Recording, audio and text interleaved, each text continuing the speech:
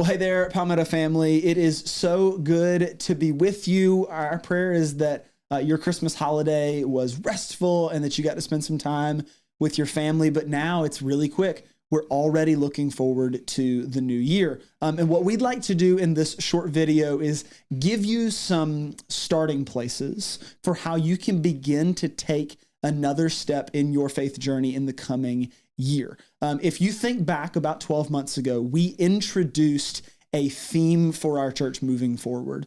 This theme was following Jesus together. Now, you've probably heard this in a sermon series. You probably saw it on a t-shirt. Maybe we should have worn ours today. You may have even seen it in a banner on stage. But really what our desire for the coming year is to move forward and to continue along that journey. We've done some foundational work, and now we're going to begin moving forward in what a life of faith with Jesus looks like. So in the coming year, we're going to be thinking about two very specific aspects of our lives of faith and our apprenticeship to Jesus, that of prayer and that of hospitality. And our desire for this conversation today is to give you some practical places to begin, particularly in a life of prayer. Now, we don't want to get too far ahead of ourselves because we're going to do a lot of teaching in the coming year. We're going to have classes actually in just a couple of weeks centering on the different aspects of prayer. There will be sermon series and all of those kinds of things. But what we want to do today is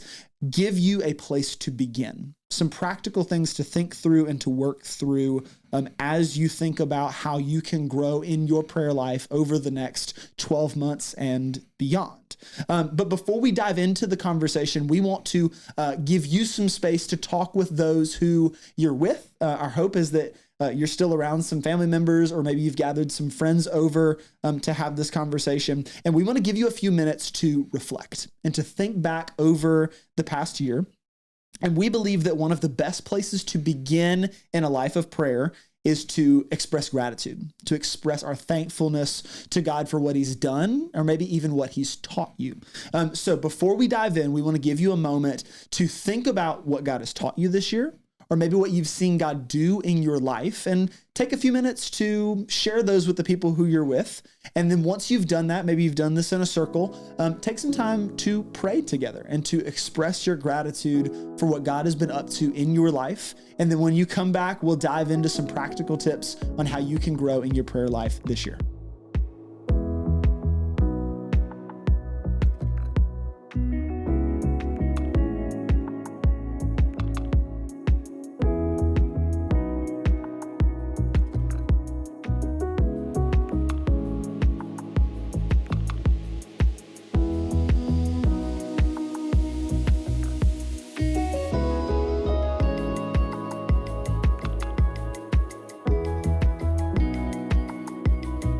Well, we hope that was some good conversation with y'all. One of the things that we did this year as a staff is we went into some lessons called the prayer practice. Mm-hmm. And this is done by a group called Practicing the Way. They're a nonprofit that they give these resources out for churches and individuals to help them with their spiritual formation. Yeah. And it was really awesome. We, like I said, we did it as a staff during our staff meetings, and it was really awesome.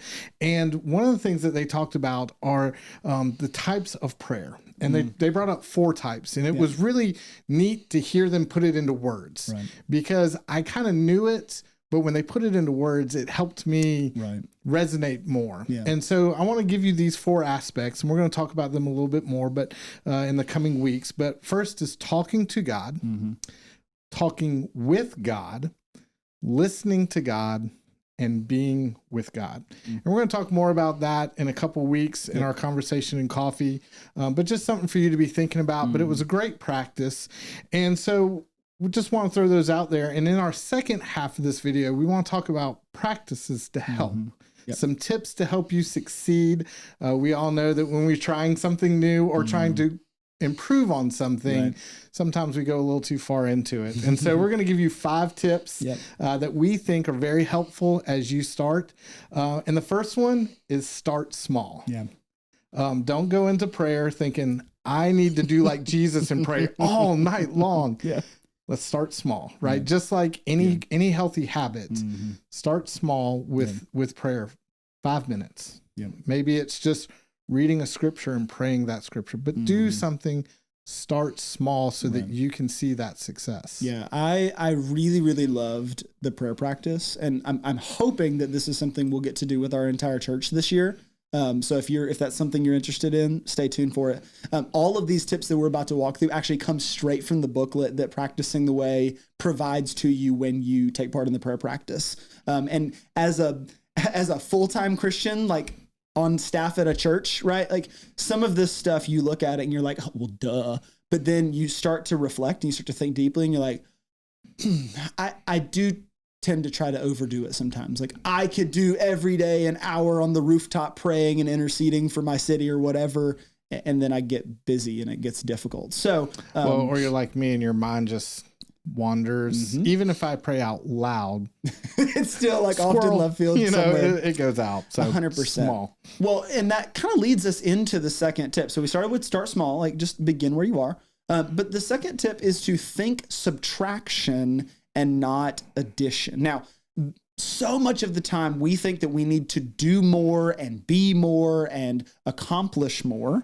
But the reality is when we come with that kind of mindset to something like prayer, we feel like we don't have any time. Like we've got to make it through our entire to-do list and our lives are busy and hectic and all of the things. That's a whole nother conversation for another day. But the reality is that apprenticeship to Jesus is more about doing less than it is about doing more. We're not trying to add more things. Jesus says that his yoke is easy and light. It's not more things for you to add to your to-do list. So maybe prayer is about slowing down and clearing out some space so that you can be with God. You're pulling back from the things that make you feel rushed or busy or stressed out so that you can enjoy time with God. So think subtraction, not addition. And our next point kind of goes in with that. The more you add, usually the more frustrated you get or the more overwhelmed you get. Yes. And so then you go into it, it's a chore, it's a hassle. And so our next tip is you get out of it what you put in it. And what is your mindset going into this time of prayer? And for some of us, let's be honest, it's hard. And it's not something we're good at or we're used to. And so that our mindset is really important here. And we need to remember that the goal of the whole thing is Jesus. And I'm going to butcher this quote by C.S. Lewis, and I'm sorry, but he talks about sometimes you just got to do what you're called to do and leave the emotion out of it. And as you do it, then that yearning, that desire comes. But his whole point is do it and go into it with a good attitude. Go into it with an attitude of, this is going to help me be more like Jesus. This is going to help me connect with Jesus. This is going to help me hear Jesus. And so, that mindset, don't think of this as another thing added on. Oh, I got to do this.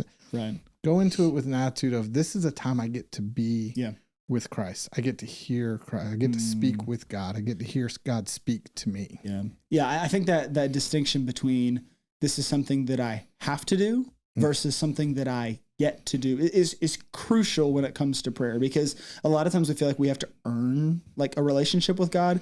Prayer is not your like adding a tally mark for God to love you more. Prayer is an opportunity for you to commune with God, to communicate with God. What was this, 2021 or 2022? Gosh, all the years go together. When I got to teach on prayer, we thought pretty deeply about the idea that you can develop an appetite for anything, whether it's black coffee or a new kind of food or whatever. The same is true with prayer. Like the more that you pray, the more you'll want to pray. And when you come to prayer with that kind of attitude, that this is a blessing, this is a gift, then you don't come, it's not a chore anymore.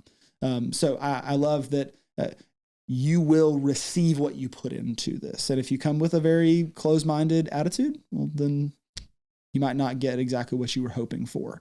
Now, this next tip, number 4, is something that I think all of us know to be true, even though we don't want it to be true. There's this concept of a J curve, and the tip is remember the J curve. And if you've ever learned a new skill, particularly one that you had like dabbled in before and you thought you had been proficient in, but maybe you had sloppy technique or something like that. So let's imagine you were learning how to play the guitar and you you only learned like these like simple little power chords or whatever, but you never really learned the technique of how to form chords on the strings, how to move up and down. If you never learned the scales, when you finally come around to that, it feels like you're getting worse before you get better. And the same is true with prayer. For a lot of us, like if prayer is just an afterthought, if prayer is just something that we do at meals and on Sundays when somebody else is leading us in a prayer, and you begin to implement prayer as a lifestyle decision, you will feel like it's harder or it's getting worse before it gets better. There will be a season where, man, this just feels difficult. It feels like it's harder and harder to make the time for it. And yet, as things come up out of that J curve, you realize it's kind of like exponential growth. You hit a moment where finally the relationship clicks. Finally, the practice clicks. It becomes a part of what you do and who you are. And that's where the growth begins to happen. We've said this a bunch, but I think that it's true. The goal is to follow Jesus over decades and not years. This is a marathon, not a sprint. So just because there are seasons where things feel like they're not working as well as they used to, does not mean that that's the name of the game for the rest of the time. So remember the J curve. And I think this last tip really pours into that J curve, and it's repetition. Because when we get into that low part of the J, we want to stop. Excuse me. You know, you see this a lot with people that go to the gym. Want to eat healthier. A week or two into it, they're really sore, and maybe the scale hasn't moved very much. And well, what's the point? Like, I've been doing this for a month and nothing's changed. Keep going. Keep going, because once you get that upswing, that's when things will change. But if you stop, it's not going to happen. And so stay repetitive, day in, carve out time. I mean, we do this for a lot of things in our lives. What's important to us, if our kids are in ball games or band concerts or dance or whatever, we put it on our schedule. Our phones are our schedule at work, this and this and this.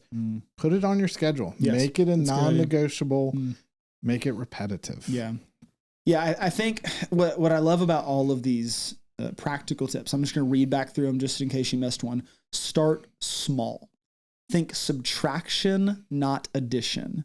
You get out what you put in. Remember the J curve, and there is no formation without repetition. The point that we're trying to make is that we're seeking to be transformed over a long haul. Whether you've been following Jesus for 5 minutes or 50 years, you know that this thing it's a long game. This is not you're going to wake up one day and magically you're like Mother Teresa and you just look like Jesus and this is just the way that you think. We're talking about a lifelong pursuit of becoming a certain kind of person. And when it comes to prayer, this is a practice that leads us in that direction. Like you said earlier, the point of the entire thing is Jesus. Like, he's the best part. Like, the best part of following Jesus is Jesus. It's not the practices. It's not the community. It's not it's Jesus himself. And prayer is an opportunity to commune and communicate with him and to slowly be transformed over a long haul. So what we'd like to do, we gave you a discussion question at the beginning, kind of looking backward. Now we want to invite you to look forward. And we're going to give you kind of a 2-part question. You can either answer both or you can pick one or the other. So here's the first part of the question. I want you to think about the 5 tips that we just gave you. Which one of those was most meaningful to you? Which one of them seems to be the most helpful as you're thinking about what a life of prayer could look like in 2024? Is there one that maybe feels like it's going to bring about the most tension? Like, oh, that's going to actually be a challenge for me to put this on my calendar or whatever. And why might that actually be? And then the second part of this question, like I said, you can choose one or the other or do both. I want you to fast forward to December of 2024 and imagine what it would have been like if you committed to making a life of prayer a part of your everyday life. And I just want you to do a little bit of dreaming. What do you think your life will look like? What do you think your relationship with God would look like if you committed to prayer on a daily basis for the next 365 days. What feelings does that bring up? What parts of your character do you think might change or shift? And just do a little bit of dreaming, do a little brainstorming. And we're going to give you a little bit more time on this one. Feel free just to pause the video and just take as much time as you need for this question. But we're going to come back and kind of wrap everything up as soon as you do. So think about those 5 different chips, which one's the most meaningful, and then do a little dreaming about what this could look like for you in the next year.